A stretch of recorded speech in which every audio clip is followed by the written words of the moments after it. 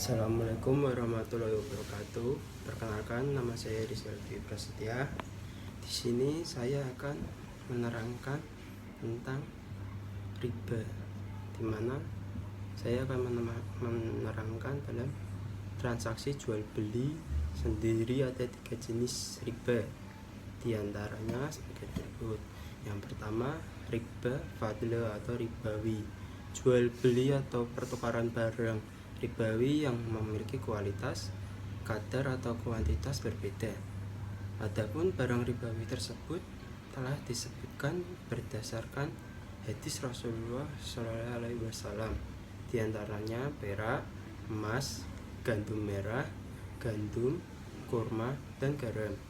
Jadi dalam ajaran agama Islam sendiri, untuk komoditi atau barang-barang di atas, pertukarannya harus memenuhi kualitas dan jumlah yang sama. Yang kedua, riba jahiliyah. Adanya tambahan pada nilai hutang disebabkan oleh waktu pembayaran diperpanjang. Ini karena peminjam tidak memiliki kemampuan membayar tepat waktu. Biasanya praktik riba ini banyak dilakukan di zaman jahiliyah. Misalnya, pemberi hutang berkata ke penerima hutang ketika jatuh tempo, Anda harus melunasi pinjaman sekarang berdasarkan jumlah Anda berhutang, atau bisa membayar di lain waktu dengan persyaratan adanya tambahan nominal. Selain itu, contoh lainnya ialah pemakaian kartu kredit.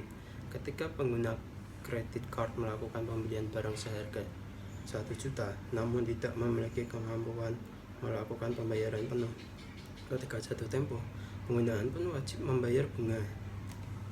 Yang ketiga, ribayar, transaksi tertentu yang tidak menetapkan berapa jumlah harga pembayaran saat seseorang berpisah di tempat transaksi jual beli, di antaranya pembeli dan penerima. Misalnya, seorang menjual mobilnya seharga 90 juta dengan sistem pembayaran tunai, tapi jika dilakukan dengan cara dicicil, harganya dinaikkan menjadi 95 jutaan. Lalu ada pembeli yang berminat tetapi sampai transaksi akhir tidak terjadi kesepakatan harga.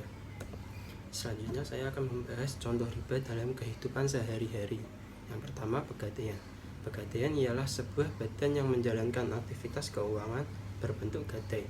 Contohnya, Anda menggadaikan surat berharga atau barang berupa BPKB, surat tanah, atau yang lainnya. Namun, pegadaian biasanya menambahkan biaya administrasi dan bunga wajib dibayarkan ketika Anda menebus barang tersebut kembali. Inilah yang dimaksud dengan contoh riba. Kredit kepemilikan rumah atau KPR. Mempunyai hunian untuk keluarga memang menjadi impian semua orang. Namun, apakah Anda harus memaksakan diri untuk berhutang demi mendapatkan sebuah rumah? Terlebih lagi jika hutangnya termasuk riba. Sama halnya dengan KPR. KPR atau kartu kredit kepemilikan rumah termasuk salah satu contoh riba, sebab Anda wajib menyicil angsurannya berdasarkan harga rumah dan bunga beserta tambahan biaya administrasi setiap bulannya.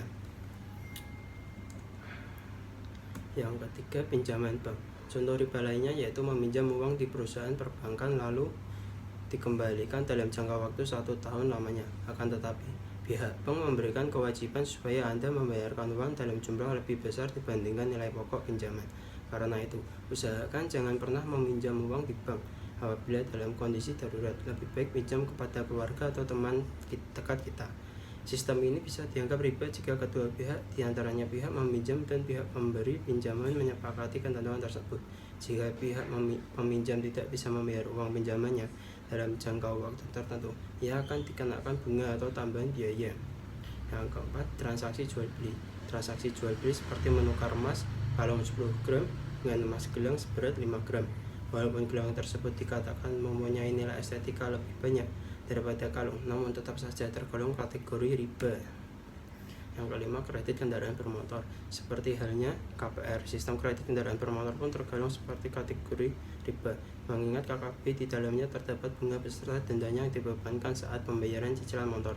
Samping itu, ada pula konsekuensinya kendaraan bermotor disita jika tidak bisa membayar angsuran selama jangka waktu yang sudah ditentukan. Jual beli emas online, misalnya saja Dina membeli kalung emas berat 10 gram yang harganya 5 juta di internet. Kemudian kalung emas tersebut akan sampai selama 3 hari lamanya. menggunakan jasa pengiriman. Transaksi tersebut bisa dikatakan riba sebab adanya aktivitas penundaan barang yang diterima Budina. Praktek kartu kredit. Pak Yusuf menerima fasilitas berupa kartu kredit di sebuah perusahaan perbankan, di mana dalam penggunaan transaksi menggunakan kredit card tersebut terdapat denda dan bunga. Transaksi ini bisa dikatakan riba akibat adanya kelebihan hutang. Jual beli emas dengan kartu kredit. Bu Rina membeli gelang dengan kadar 4 gram yang harganya 2 juta dilakukan secara kredit kepada Bu Tiati selama 2 bulan lamanya. Transaksi tersebut dikatakan riba sebab adanya penundaan waktu pembayaran. Memberi hadiah berbentuk hutang. Bu Rani meminjam uang sebesar 5 juta ke Bu Mimi yang akan diangsur selama 5 bulan lamanya. Dalam pelunasannya, ternyata Bu Rani memberikan hadiah ke Bu Mimi. Ini bisa dikatakan riba sebab mengambil manfaat dari hutang. Terkecuali mereka berdua sudah terbiasa memberi hadiah. Jadi pemberian hadiah ini bukan dikarenakan alasan hutang piutang. Terima kasih. Itu yang telah saya sampaikan. Mohon maaf kalau ada salah kata. Wassalamualaikum warahmatullahi wabarakatuh.